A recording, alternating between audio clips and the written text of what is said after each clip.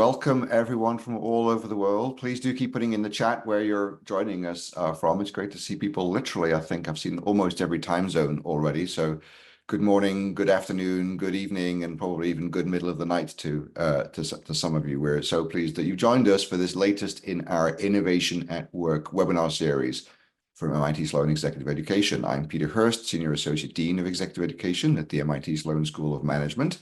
And today our topic is making great products, lessons from industry thought leaders. And I am very, very delighted that we are joined by our colleague, senior lecturer at MIT, Matt Kressy, and also a guest that Matt has brought along, Neal Yanofsky. I'll ask Matt to introduce Neal a bit more in a moment, but let me just tell you about Matt. So I learned a little bit of Matt's history today in the preamble to this meeting. So Matt, in fact, as you can see on the slide, those of you that are able to look at it, certainly is started out life as in the arts as an artist. I just learned that he almost became a delivery driver, and perhaps he'll tell us more about that at some point.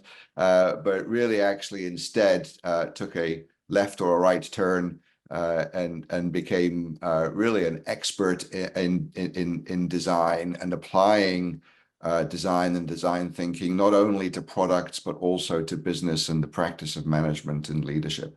And as many of you know, Matt has very successfully been teaching as a leader himself courses at MIT and at degree programs where he founded the MIT Integrated Design and Management Master's degree, and in executive education, where he teaches in several courses that we'll talk a bit about later, I imagine. But Matt, thank you so much for joining us for this webinar and for inviting a very special guest. And I'd like to invite you to introduce our guest, please. Well, thanks for that nice intro, Peter, and a pleasure to be here. Welcome to everyone from around the world. Very exciting to have so many people from around the globe. Hopefully, we're going to make it worth your connection, your trip. Yeah, so let me introduce you all to Neal. Neal, I call him one of my first mentors, maybe my very first mentor. And as Peter mentioned, I graduated from art school, from Rhode Island School of Design, and moved to the Boston area and had very hard time finding a job. And so I decided to make ends meet that I would take a job as a truck driver for a local art supply company. And that was very strategic because they offered a discount in art supplies. So I was like, ooh, that's win-win. I'll make some income and I'll save on all these art supplies I'm purchasing.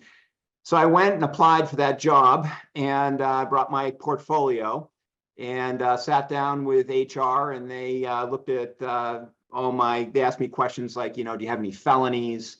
Have you, any citations on your driving record? And after we got through that, they said, well, it looks great. And what do you have there? And I opened up my portfolio and I showed them all my work, and they said, yeah, you're not getting the truck driving job. And the guy disappeared and came back with Neal. And Neal at the time, I believe, was vice president of marketing for Charette.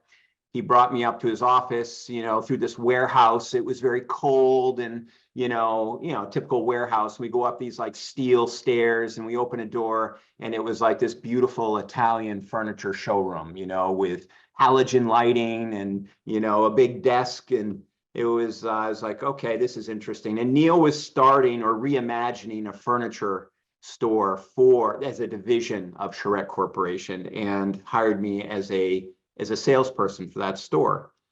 But what's key here is that Neal, at one point, I knew I was going to be entrepreneurial, and I asked Neal if he would teach me some business concepts and principles.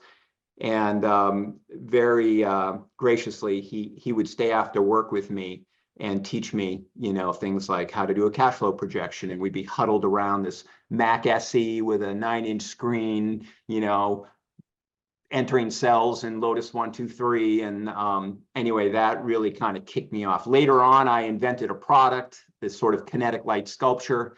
And I asked Neal if I could sell it in the showrooms of the furniture store. And that really kicked me off as an entrepreneur. I started selling the clocks and eventually made enough of an income that I didn't have to sell furniture anymore, and started selling clocks and lights, and then my career kind of went from there. But anyway, Neal, thank you so much for joining us. Neal's super accomplished. You know, he was president of Dunkin' Donuts International, and then later president of Panera Bread. He grew Panera Bread to what it is now. You know, this incredible enterprise that really puts an emphasis on the user or customer experience. And so I thought Neal would be a perfect person to have with us because he can talk about how delivering a beautiful user experience connects directly to the bottom line, you know, the nuts and bolts of a successful company. And I thought that would be a really nice thing to have on the call. So welcome, Neal. Thank you. Thank you, Matt. That's a really gracious introduction. I'll say, you know, for our purposes today, to me, the really key part of that isn't that I was willing to teach you about how to do a cash flow projection. It's that you wanted to know, right? And I think that one of the things that sometimes is an obstacle to creating really great products is that the designers really aren't that interested in the financials, and the managerial folks aren't really that interested in engineering, and so on, right? And so you know, I think in that, you know, it was really, I guess, your first job right out of around School of Design. You know, there was the seed of what you teach now, right? Which is the necessity to care about and learn about, not be expert in, right, but be comfortable with and conversant in the, you know, the other functions that are needed to bring a great product to market. That's such a great point. You know, and in the teaching that I do, it's the hardest thing is to teach a designer, or anyone for that matter, a concept that they're not thirsty for. And I used to say, okay, well, they don't know they're thirsty yet, right? So I'll teach it to them now, and then when the thirst hits them, they'll have the information. Doesn't really work that way. So that's sort of, and one of the things I love about executive education is that whoever registers for a particular offering with MIT Exec Ed, they are usually quite thirsty for the content of that course, and the resonance is good, and we have these beautiful experiences in these courses. So great point.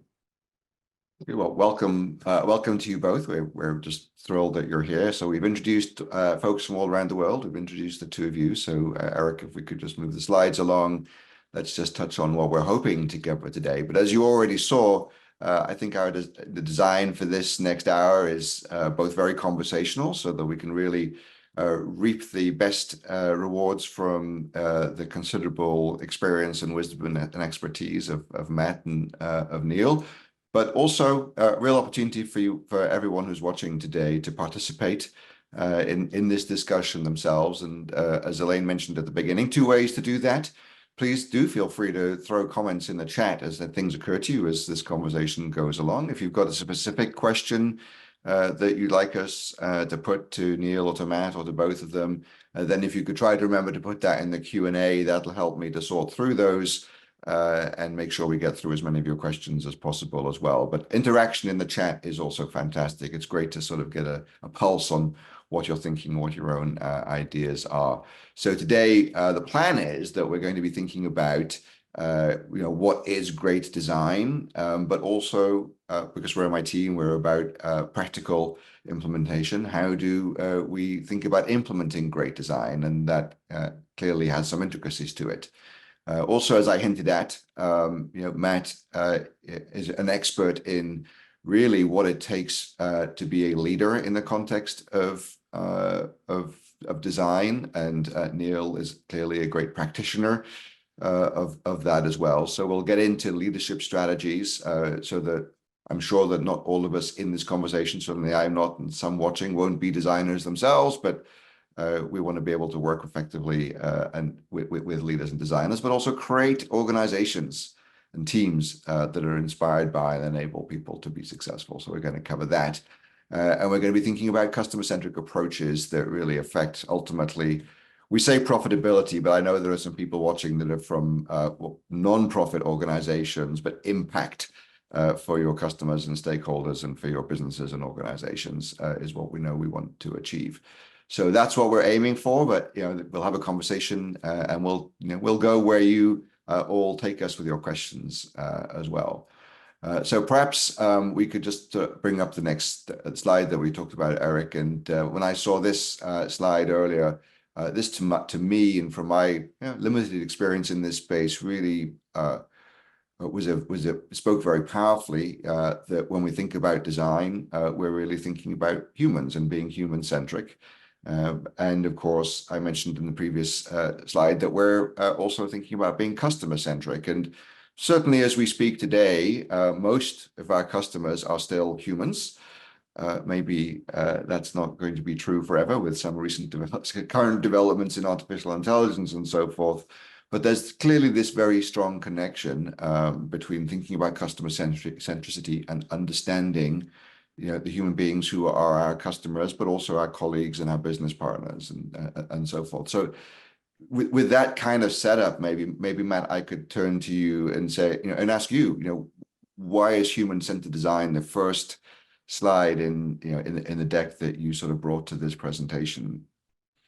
Well, that's a great question, and I'm glad you asked it. So as I have been asked to design products for many different clients and companies, and some products I've designed for my own offering or marketing, I really have to make sure that I deliver a product that is successful.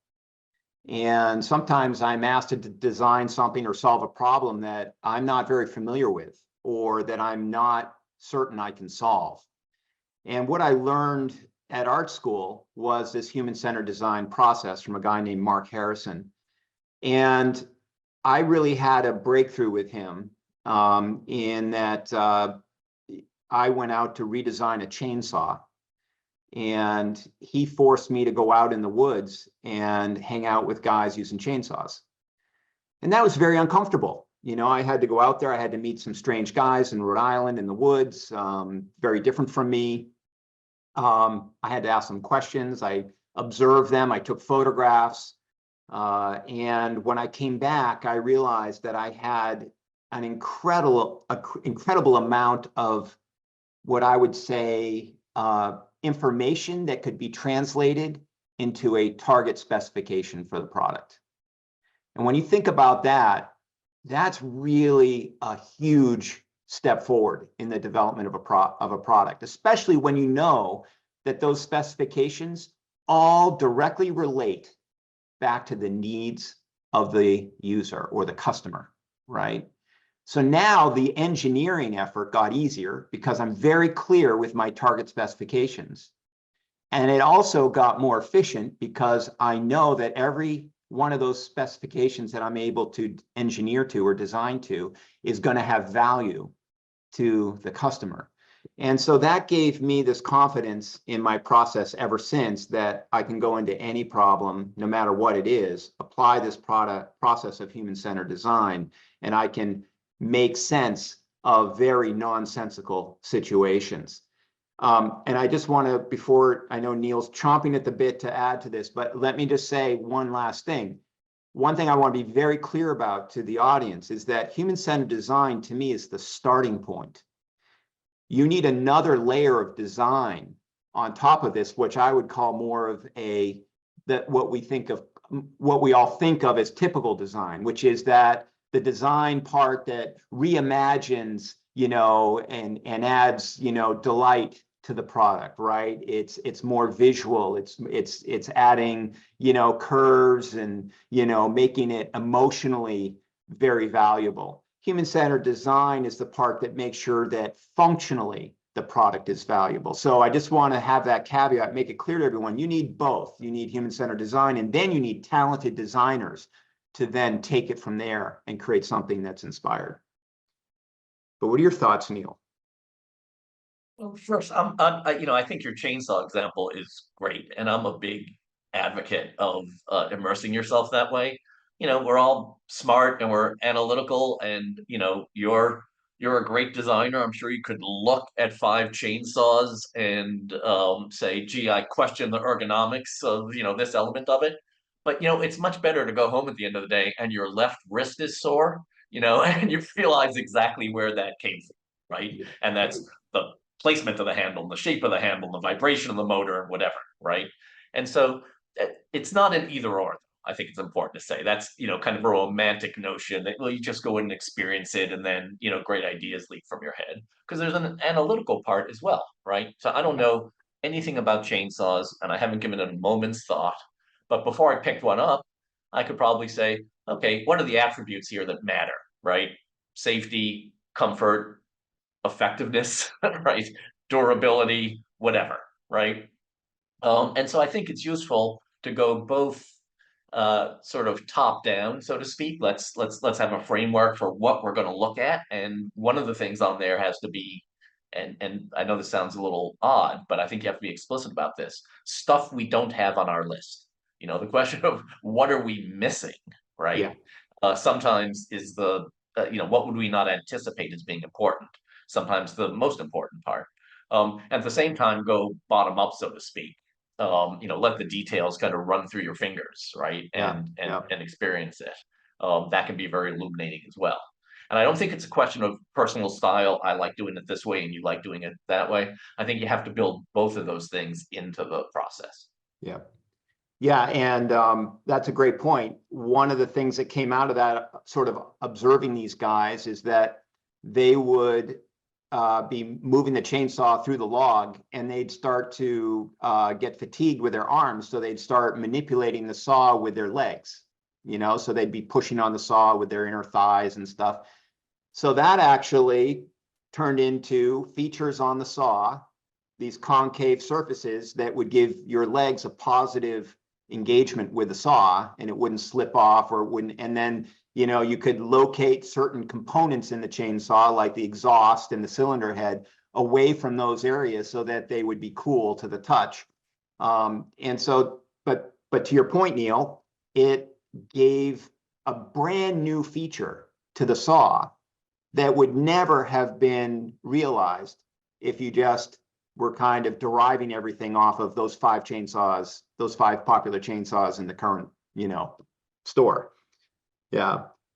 Now, did you ever do this kind of work at Panera? Did you study customers and their experience? I mean, what did you do there? Well, we do a few things. One is well, I'll tell you one thing I did personally, just to your point, is before I started, before I sat down in my, fancy pants office, I went around and worked in a bunch of stores at for 2 or 2.5 weeks. And I did it before, probably from a learning point of view, having a little bit of experience under my belt, I would have seen more. But I knew that once I got to the office, Outlook fills up, right? You have meetings, you're, making the world safe, for bagels, and you never find the time to, get to a store. So I did that right off the bat. And you learn a lot when you're with the baker overnight at 4 a.m. and he's setting up the display case, right? And I really mean that. You really learn a lot.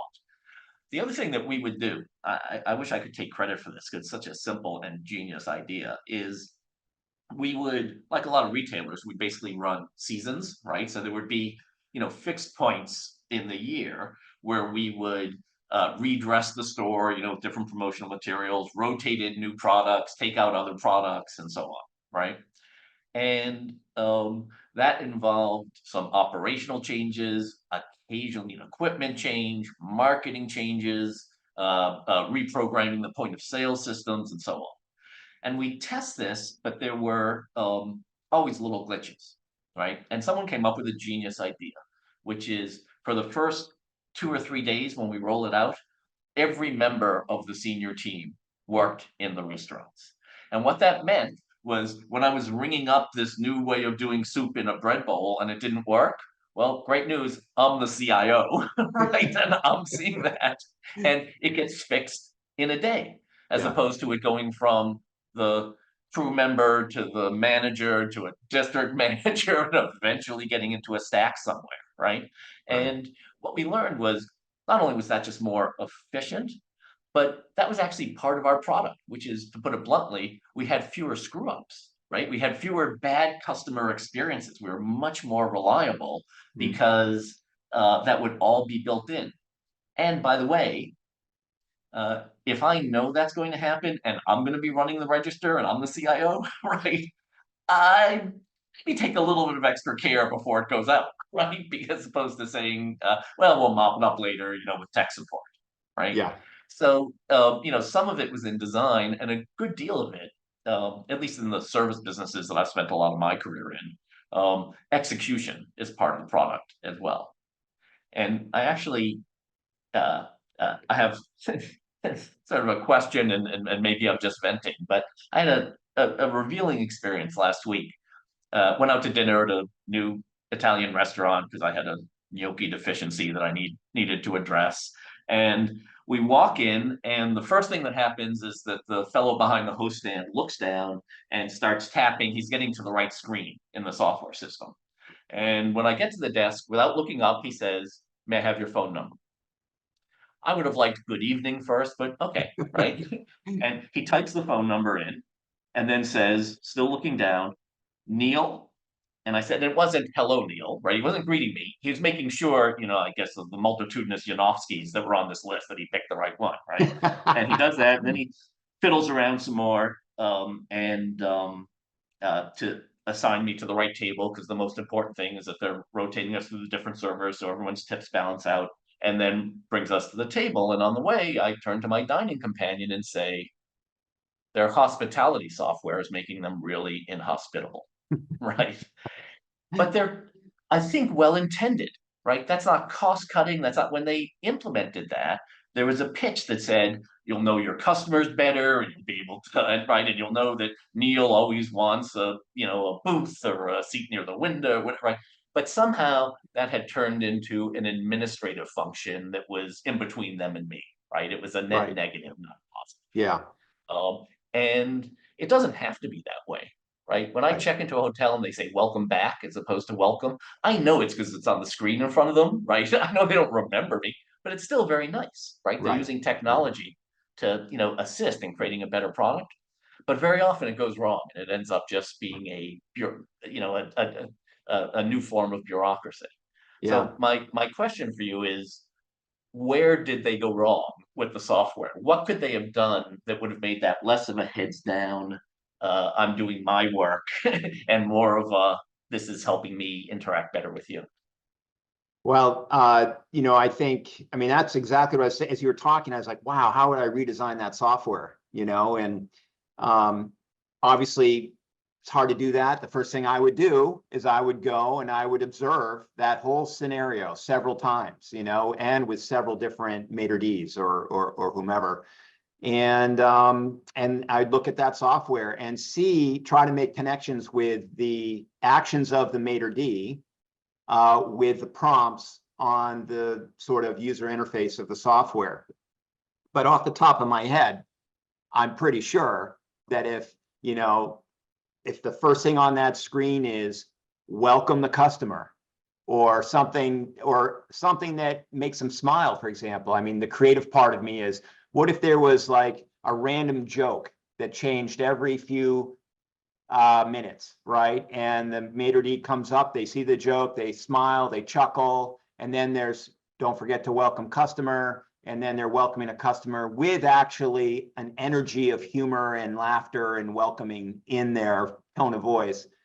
And then, kind of walking, it extracts the information that you need, but at the same time, it's prompting the maitre d' to kind of remember that it's about the experience of these patrons. It's about making, yeah. And I guess I could also ask you, what would you do? I'm sure that you face this with Panera. People walk in, the first thing they see is, this register, someone's there. There must have been some protocol that you had to kind of design to make sure that experience for the customer was very desirable, whatever those metrics for success were. So how did you address that with Panera? Well, but first I have to reflect on something you said, which is great. Since I unfairly said, would you please redesign software, on the fly, software that you don't know about, you've never seen. But, your from the hip example of put a joke in there to make the person smile, because when I laugh, I look at you and I smile and I convey that, right? That this is why we need designers, right? Because that is lightly lateral thinking, right, Yes. about what you're trying to evoke. Because if you left it up to me, right, I would have something that came up with 3 bullet points, right? And it would say, smile, Right. and everyone would be like, this, right? And so I think that and by the way, it would be 4 steps that would be an acronym for something, right? It would be smile, be Yeah, happy, shin, right? So and then a small e at the end, so it'd be shine. And I think that um, one of the things that we were really good at Panera is helping people be more themselves, right? And giving them some freedom. And that's really difficult to do with tens of thousands of people in 1,000 locations, right? So that's really cultural. That's not systems design. You want systems that hopefully support it, and at a minimum don't undercut it, right? And I suspect that part of what was going on in this restaurant was the software was moving in one direction, right? And maybe management would tell them something else, right? Maybe the physical setup of the host stand, I don't know, right? Yeah. Uh, and sometimes it can be an obstacle as small as where the PowerPoint is to plug in that, right, which forces them to look down or over as opposed to at you, right? It could be really small elements of the design.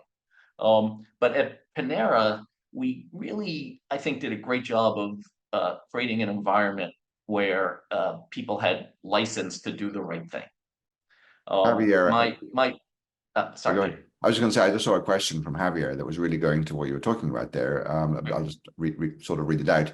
He's in the service industry and says, look, what you're talking about is the gap between design and execution. And kind of what's the role? His question is, what is the role of training, perhaps, in that?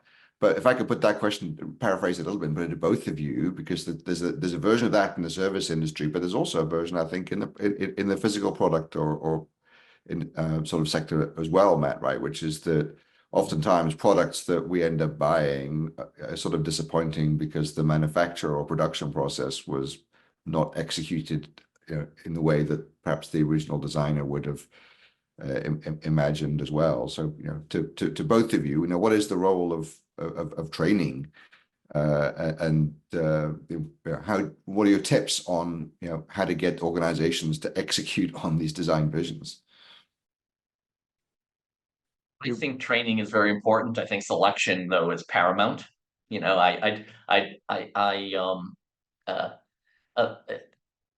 A lot of product design and a lot of service design, unfortunately, goes to lowest common denominator, right? We have to assume that the least competent, least caring person is going to be doing this and kind of idiot proof it, right? And the example in the restaurant is when they come up to the table and they have a script, right?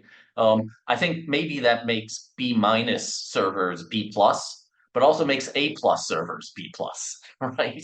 And so I understand that in designing a physical product, for example, safety, right? So you have to have lowest common denominator on something like that, because an important thing for a chainsaw is that when I'm done using it, I should have exactly the same number of fingers as when I started, right? I mean, that you can't compromise on. But I think sometimes in trying to do one size fits all, you end up dumbing it down. So the expert users get a worse experience in order for the amateurs to get a better experience. That might apply. That might be the good trade-off to make in some product categories. But I think sometimes it's done by default, almost unconsciously. Would you agree with that, Matt? Or Oh, totally agree with that. And I think so so I relate design or business a lot of the times to music. And there's some people who like to run a business like an orchestra. Here's the sheet music that was written by a genius, right? And you're going to play this as it has been interpreted throughout the ages by the most brilliant, musicians of all time. Okay. And we're going to, precisely, create this orchestral kind of experience. And then there's jazz musicians, right? Where basically they know they got a chord progression and they know they have a certain tempo, and go, right? And I think that those A+ people, they want the chord progression because that's all they need. And from there, they can riff. From there, they can build. They can do amazing things together through this sort of, improvisation and innovation that's spontaneous. Part of it's accidental. But you do something that's accidental that's valuable, and you recognize it because you're open and improvisational, and you keep it, right? And now that becomes part of your repertoire. I'm digressing a little bit, but so I think what you're saying is very true, Neal. You need to give people the freedom to kind of riff and do their thing in a situation like this. To get to I think, is it Javier's question? I think there's a couple of things that really prevent customer needs from being kind of satiated by organizations. And one is that, you could have a super design team that see all kinds of opportunity and solve for that opportunity, create beautiful experiences, but management just doesn't agree. They'll just say, no, that's going to add a little cost, or that's going to be complicated. Or you could have peers of the design team saying, I'm not participating in that, in implementing that improvement. I've got things to do. Sorry, And so what you have is an organizational kind of focus, or let's say culture, that is not focused on that customer experience. They're not putting enough value on that customer experience because they're forgetting how that customer experience relates directly to the profitability of the company. Yeah. So, and I think, yeah. No, I'm sorry. I was just gonna say, you've really helped me learn something here, because not to overdo your metaphor on the sheet music, but we know products have to, for the most part, end up with an orchestral score that's fixed, right? It's embodied in a hard product. It's a service procedure. But to get to something great, you have to start with improv, right? And so I think that if I just give you the chord progression, there's some point where I say, okay, now you need to chart it, right? I need to see all the notes, and all the time signatures, right? And I want to write the harmonies for that, right? To bring it to market. And I think that to Javier's question, I think there were two failure points in the process. One is not doing enough improv at the beginning because that's messy and right. And the second is losing it when you go from chord progression to full score, right? When you have to really box it in and nail it down. And I've seen and worked with lots of organizations that were really high performing and did a lot of things great, but really struggled coming up with terrific, innovative, loved products. And I've spent a good deal of time thinking about this, and I've identified the problem, and it's me. And so I've just turned into Taylor Swift. Hi, I'm the problem. It's me, right? But it's me or people like me. It's the MBAs, right, who are linear and disciplined and analytical and don't know how to encourage experimentation, right? And we're programmed to say good or bad. And in the early stages, especially to get to a great product, you need to reprogram yourself to say, that's interesting. Yeah. Right. That's a lot different from thumbs up, thumbs down. Almost everything I do is a ranking problem, right? Oh, do you sell this product line, keep this product line, right? Oh, okay, I see. There are three options. I can go and analyze them. Getting to great products isn't a ranking process until the end. It's an ideation process, and that's much more challenging for people like me who walk down the street like this because everything's on the left side of my brain, right? And you frankly, over the years when we've worked together, you've helped retrain me and sensitize me to that need for openness. And that doesn't mean that it's chaotic. right? But you have to Right. sort of respect that process to get great things out of it. I'd also say that I've realized that my job really turns out to be taking away the obstacles. Because in between a terrific idea and the product coming to market, there are 147 great reasons not to do it, Right. right? And my childish metaphor for this is, in the cheesy martial arts films where the guy has to jump over a table, swing off the balcony, get this guy who comes at him with a sword, right? And it's a little bit like that, right? You have to sort of protect this product because everyone has a perfectly rational idea about how to make it easier by making it a little bit worse. Yeah. Yep. Yeah. And, you just got me thinking about how, in the course that I teach leadership by design, I'll teach this process of using human-centered design to create, better experience for customers. And by the end of the course, everyone is totally on board with implementing that process. And we have a little reflection at the end, and everyone really is very challenged with the idea of how are they going to implement this when they go back to their companies. And so, Neal, I think, a good leader, just like you said, removes those obstacles and empowers people to do good work, right? And so that's just so important. And without that, they're swimming upstream. It's very difficult to do that. So, why I have to suggest things like, well, human-centered design is so important. I think you should just take lunch, find some like-minded folks. Many times several people from one company will take the course. I'll say the three of you at lunch, go talk to customers. And that way you can't say that the company's paying you to do something they don't want you to do, but you can come back with these valuable insights. And then the other element of that is, once you have these valuable insights, don't just keep them to yourself and create solutions.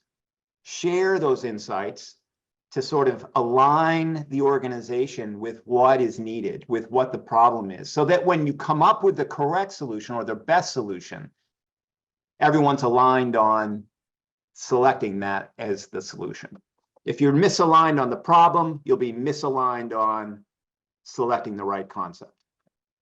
I'll add something to that, which some people may find vaguely distasteful, but I really think it's true and it matters, which is, if you understand the customer that well, and it's from a process like talking to customers, right, that gives you credibility on that, you get power, right? Because now when I'm saying, oh, I'm really not so sure that's the way to do it, well, actually, you have more authority on this than I do, right? Exactly. And I don't mean take over the world power, right? I mean, get your ideas approved and move to the next step power, right? Even if there's someone who's a little bit skeptical. And so I think that one of the challenges of great design in a hierarchical organization is that it feels qualitative, and soft, and the evaluators of it can think that they're just as good at it as you are, right? Even though they're not, right? They might not really respect the discipline. And so having that knowledge and expertise, right, that comes from research or experiential work or whatever, really gives power in shepherding this through an organization. Because the truth is, and by the way, if one of you listening would just type the answer to this into the chat box, I'd really appreciate it, because I have not been able to crack this. There's this weird asymmetry. You could come up with the best product in the world, perfectly designed, and you need the approval of someone like me, right? I can have a terrible product that's 10 cents cheaper, and I don't need your approval, right? So there does tend to be, right, yeah, I think when we're talking about this, it's a statutory requirement that we invoke Apple, right? So, it wasn't accidental that Johnny Ive reported to the CEO at Apple, not to the head of marketing, not to, right? I mean, that was not just a statement, right? But that was to make sure that people didn't get in the way and improve things, right? Yep. But short of that, I think that's an ongoing problem at most organizations, which is the people who have the great ideas and the most inventiveness, right, have to get sign off from people who don't, right? That's right. That'll kill the great ideas right there. Absolutely. And, so you kind of saw that, go back to Apple again. First of all, Johnny Ives was reporting to the CEO, but even when Steve Jobs was CEO, the org structure, to my understanding, was that engineering reported to design. That's just radically different than most organizations. Usually it's the opposite. Engineers figure out the product architecture and, maybe, the functionality, and then designers have to figure out a way to make it look smaller and taste better or whatever, and so that was pretty radical in itself. And what's interesting is that, when you think about profit, right, it's really the delta between cost of manufacture and price to the consumer. That's going to determine profit for the entire distribution chain, right? And as the manufacturer, huge impact. So what did Apple do? They chose to continually push value to the consumer as high as they could using design, right? Even if it costs a little more to manufacture it. And then what would happen? Well, Apples have always been more expensive than PCs.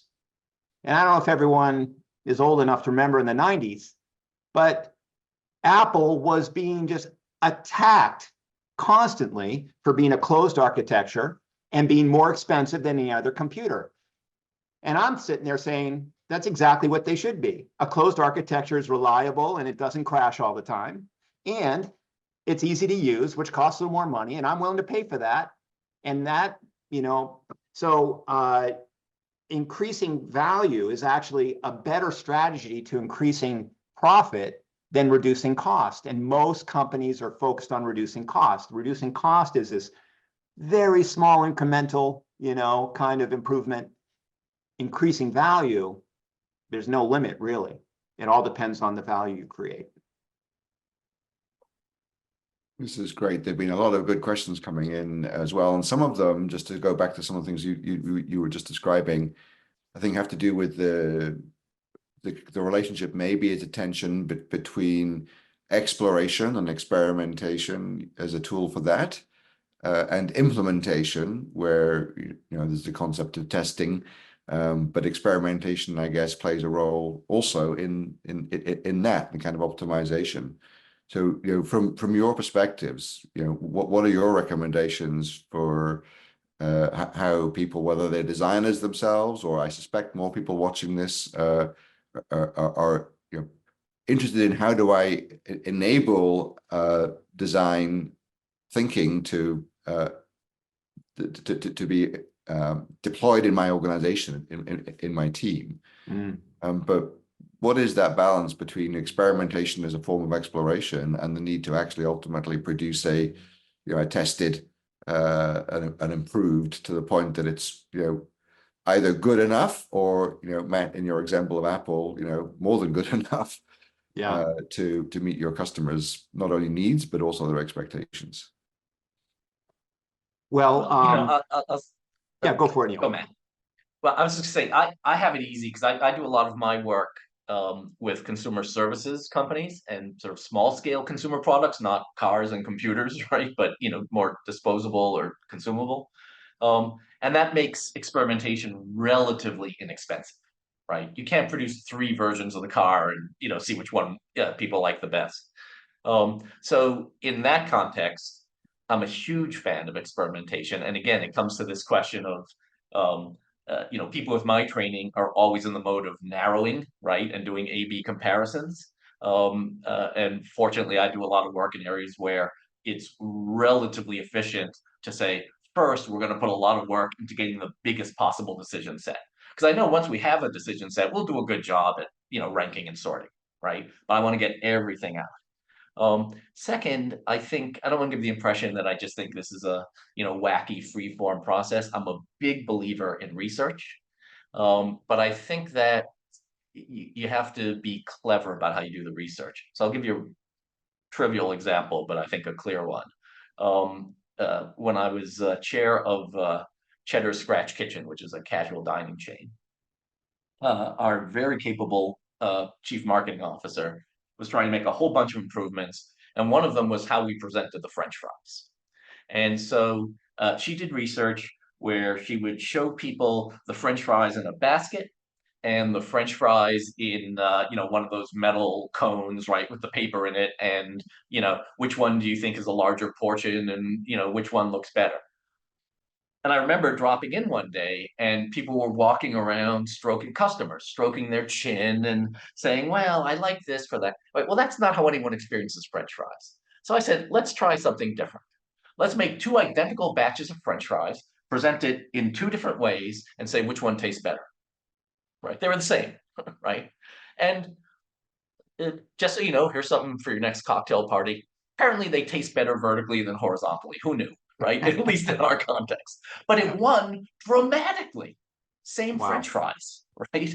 So that's an issue of asking the right question and asking customers what they're experts at, which is which one do you actually like better using it the way you use it, as opposed to, in your opinion as an amateur restaurateur, which of these presentations do you think we should select, right?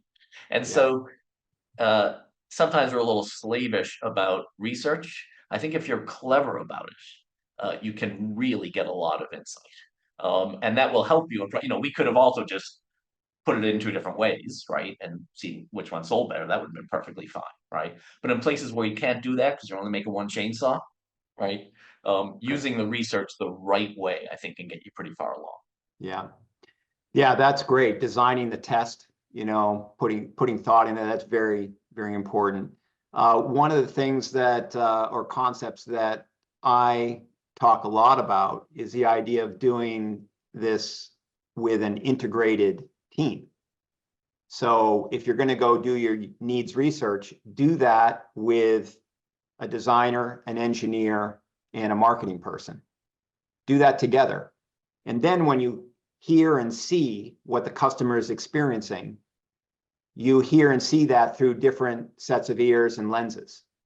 And you come back and the synthesis of your insights is richer, and you just have more to do that. Now, what's also really great about that is that the engineer is already thinking about feasibility.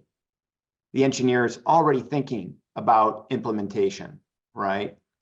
But they're thinking about it now framed as value to the customer, not value to the factory, not value to inventory management, not value to, how many units can we get on a container, right? They're thinking about value to the customer. They'll work all that other stuff out later, but first and foremost is value to the customer. And so you get this balance, right? You get a better discussion about balancing off the trade-offs between those 3 disciplines, or the values of, or the importance of those 3 disciplines in the organization. So that integration is very important, and that's why if you ever see stuff from me, there's a Venn diagram with design, business, and engineering, and there's an intersection, where those 3 circles overlap, and that's the magical part, that overlap. In good organizations, good teams, they work together in that integrated way where you have these disciplines that appreciate each other and what they bring. I am primarily a designer, but there's a good part of me that's an engineer. And there's also a good part of me that's a business person, but I'm generally mostly a designer. When I'm designing a product, I don't do the engineering. Why? Because I appreciate someone who's dedicated their life to engineering. I appreciate that they love doing that work. I love it too, to a certain degree, but at a certain point, it's too much, right? I'm not the right person. So back to the music analogy, I'm putting together a team. I want someone, I can play guitar. I play piano, I play guitar, and I play saxophone. But, don't ask me to do a saxophone solo or a guitar solo. I'm going to hire people who are virtuosos to do that. And I think that's how we should sort of compose our organizations. in that way. So know enough about other disciplines, other functions to be a good collaborator, but don't take that to the extreme and think that you don't need others. On kind of a lot of this sounds like it's been very, a very timeless concept, and that they must have applied for a long time and still apply today, we hope, and maybe into the future. But from your perspectives, is anything changing? Is the ideas that that have worked so well in these regards for you over many years? Are you concerned that AI as a tool or as a competitive kind of approach that I don't need a designer anymore, I can just ask an AI to give me 20 solutions to this problem? Or is it artificial intelligence or synthetic stupidity perhaps, because there's not really anything that's truly sort of new to humans in that. But what are you seeing changing? What advice have you got for people to apply the same principles that you've been talking about to these new challenges that are coming? Well, I'm not worried about AI at all. I think, let AI develop products for us. Let's see who buys them. I just, compared to the products designed by humans, you're just, the ones designed by humans are going to be the ones that, we're all, when we buy things, we are buying things, whether, most of us, we buy things that we feel represent us, right? Our clothing, our shoes, our cars, our products in our house, everything. It's sort of, everything sort of, it kind of, we pick things subconsciously or consciously because they fit with us, right? They resonate. And I think that that's going to be very difficult for AI to key in on relative, or in competition with products that are designed by humans. That said, AI as a tool is phenomenal, right? CAD is a phenomenal tool. 3D printing, phenomenal tool. We have all these phenomenal tools. My teaching is really about what do we do with these tools?